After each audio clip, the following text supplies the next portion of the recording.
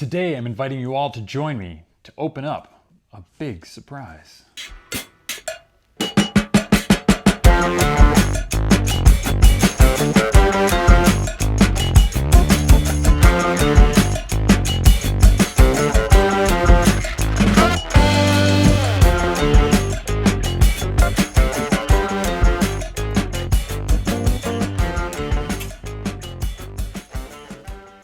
Oh, welcome. Now I know it seems like I'm the sort of guy that's got it all. I've got a wildly successful YouTube channel. I'm apparently sponsored by Klim. I get all sorts of free stuff all the time. I get to do motorcycle trips and talk about motorcycles every day for an enormous amount of money. But truth is, I'm a little guy just like you also at heart. So on days where I get new gear delivered, I get excited too. Today, I'm going to be talking to you about some of that new gear. This is Chad with BeGoneForGood. We do videos all about adventure motorcycling. I don't know who that guy was from before. We do videos about bikes and trips and gear and tips, tricks, tutorials, anything you know of on adventure motorcycling. You're going to find it on this channel. That's the sort of thing that appeals to you. Definitely subscribe. Hit that bell so you get notifications anytime we upload a new video. And hit that thumbs up if you like this specific video. Leave a comment down below if you have any questions. We'll get to it at some point. Today, I have a new delivery from Klim, all sorts of different gear. I'm so excited to take a look at it. We'll do reviews of all of these things individually, but I want to run you through what I just got because I am a Klim super fan. If anybody knows this channel, you know that I follow Moscow pretty strongly. Like I've got a ton of gear from Moscow. I love the stuff. I love their customer service. I think the company's awesome. Pete is incredible. Ashley's amazing. I just want to be a part of that team so bad. Same is true for Klim. I was resistant to Klim for a long time because their gear was so expensive. I was like, it can't possibly be worth it. And I started buying some stuff here and there and have found everything that I've had really awesome. So I'm looking forward to this new gear as well. Follow me along. We'll take a look and see what arrived. First off, I've had this hat for a long time. I will tell you one thing. This is the only piece of Klim gear that I am not 100% in love with. And it's not because it's not a great product, because it is. I love the feel, I love the texture, it's relatively cheap, it's a flex fit, so you can put it on at any time, you can go frontwards, backwards, you can kind of crush it a little bit in the thing, it doesn't really hurt it. The only problem is, I don't have an abnormally large head, and this is a large extra large, which is the bigger of the options, and it just doesn't fit. Like it's got a little bit tight all the time. And so it's possible this goes out in the 10,000 subscriber gift pack, which may include a variety of other things too. But if you're interested in a hat like this from Klim, it's a great hat, and you maybe have a little smaller noggin than I do, this will be perfect for you. Make sure you subscribe. Make sure you tell your friends to subscribe. This will be going out. First things that I looked at and was really excited for were a couple of new pairs of gloves. Now, I currently have some summer gloves. I've got a Held and a Sand 3 from Revit that I use pretty regularly in the summer. The Helds are my go-to. The Sand 3s are just kind of a backup if I need them. I'm not as big of a fan of theirs. And then I have a Gore-Tex Dominator glove from Revit that I use in the winter months, anytime it's really cold and wet and stuff like that. Those rarely get used because I live in North Carolina, but those are my gloves right now. And I'm always looking to add on to that with stuff that works better, I feel safer in, is more comfortable, any of those things. And so what I looked at, we got the Badland Aero here, which I would guess would take more of the place of a summer glove. It's got a lot of perforation on here. It's got the hard knuckles. It's got a little bit extra beef on the inside leather, so you know you're not sliding on them and stuff. And then I have the Adventure Gore-Tex Klim gloves. I got these in a gray, but this has the hard knuckles, also a little bit more padding on the palm, but they're Gore-Tex as well. I don't know that I'm gonna be replacing my Gore-Tex gloves, but these are a possibility for sure. So we'll be talking about these. I'll be comparing them to each other. I'll be comparing them to those other gloves and seeing if maybe we have a fit for a new pair of gloves for me. The other thing that arrived that you can see on that back wall right now are the Aggressor shirts. Now, Klim makes a whole slate of Aggressor shirts from a -1 to a 1, a 2, and a 3.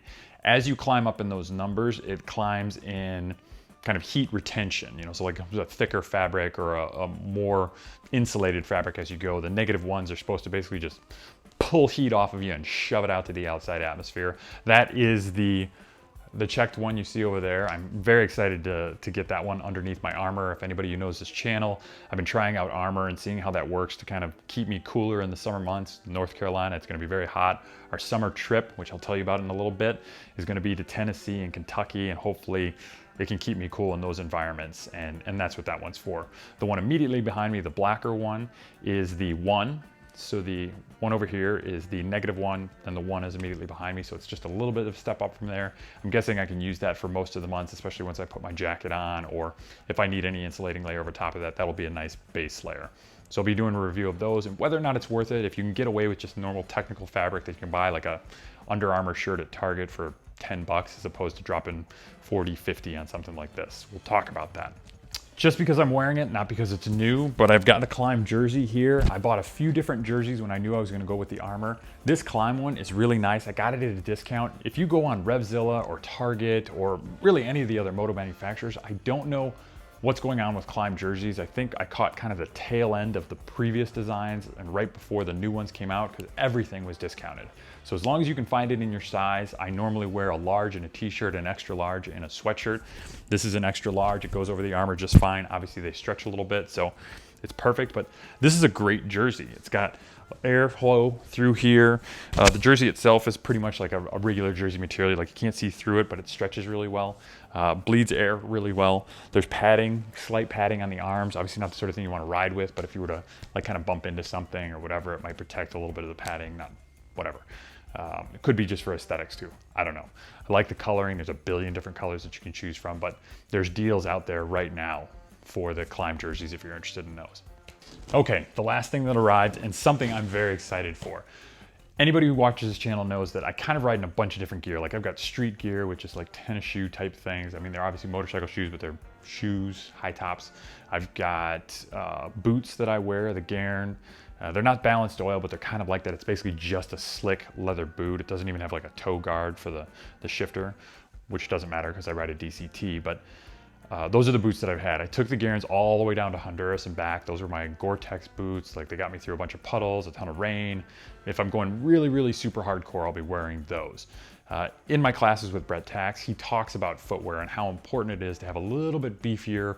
If it's an adventure boot, you're better than a just straight leather boot, but ultimately he thinks if you're doing any off-road, you really want to step up to like a motocross boot. Something that's got a ton of protection, because that is one of those really bottlenecks for injury in adventure riding, is that if you fall over and that bike crushes your ankle or breaks your foot, you're out for a long time. You may be kind of disabled in a situation where you don't want to be stuck out in the middle of nowhere.